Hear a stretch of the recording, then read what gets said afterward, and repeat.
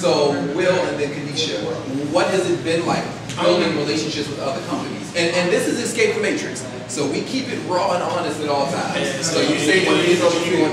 That's what you're going to get from me. Well, that was one of the things that I always talk to Kayenecha about. When you're small and you're starting out, it's your dream. It's what you're trying to put out there.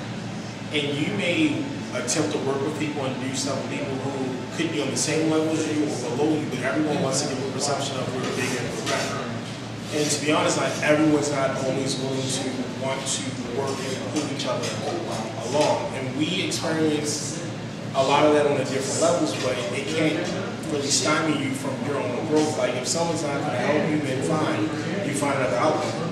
And what we're doing is kind of really undone. It's like an untapped alternative to what is offered as far as nightlife. So we knew we were going to, I don't want to say trailblazers, but we were going to set the standard for what's going to be done. Like, we work with the artists in a kind of way that you don't see other people doing it. Like, we're doing things that other people shy away from, because being a business major, at the end of the day, if you're running a business, you have to turn a profit.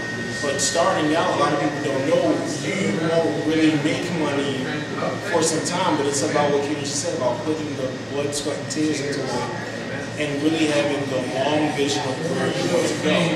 And it's a lot of personal sacrifices, and being an entrepreneur, you end up pouring a lot of your personal resources, and not just monetary, but you know where you want to take it. But I'm a firm believer of, if you don't follow your dreams, you'll end up working for the person who followed theirs. So, you know, when it all boils down to it, like I said, I felt like Katie had a really strong concept of something that really could be done.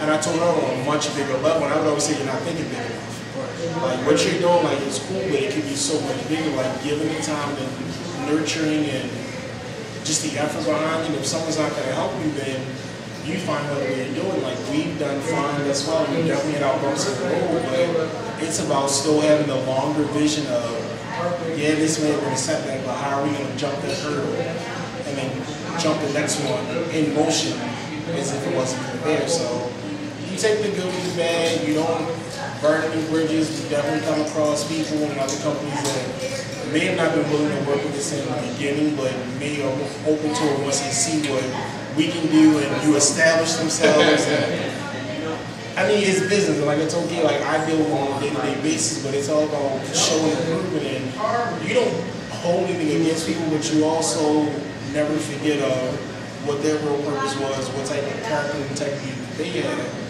And I mean, you use people for what you need, and they use you, and it's a cycle that goes on and on. But like with you guys in eXcapethematriX, like, real recognizes real. And so when you feel like you have a partnership with people that you feel like you can grow with, you stick with those people.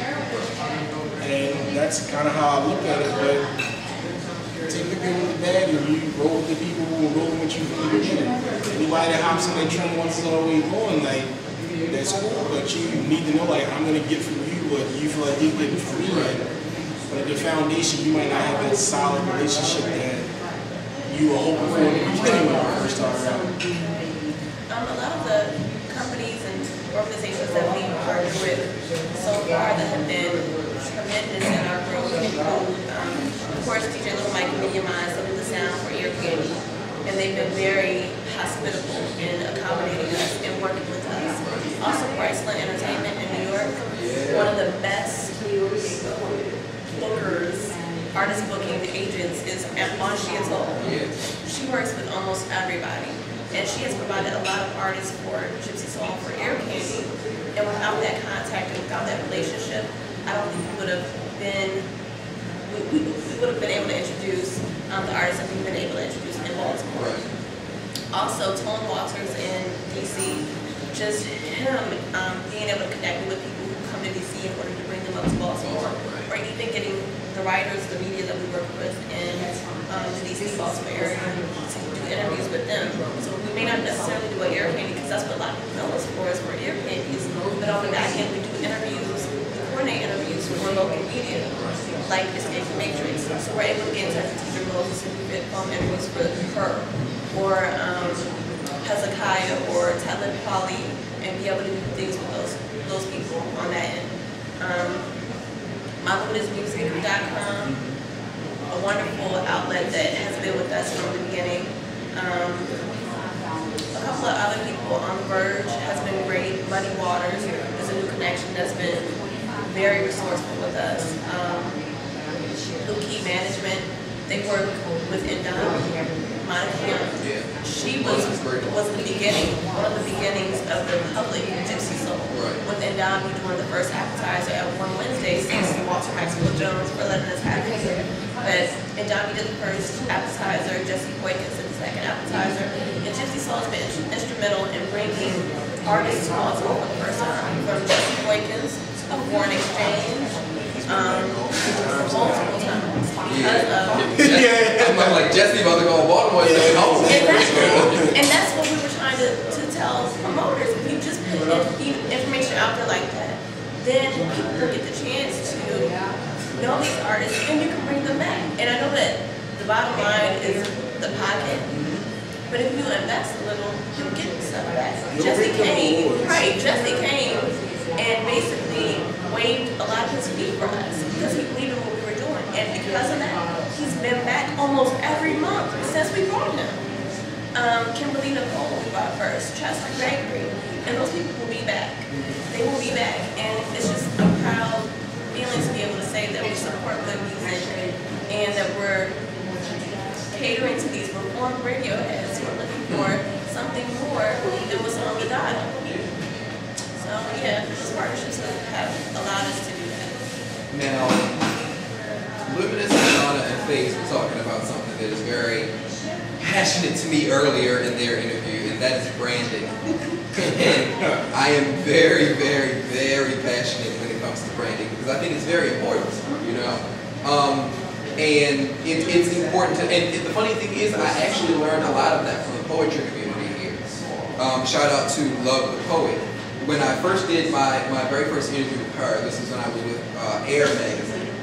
When I started to type up the interview, she said, please make sure that you spell my name appropriately. My name is capital L-O-V-E, lowercase, the poet. It is of great importance that you spell my name properly.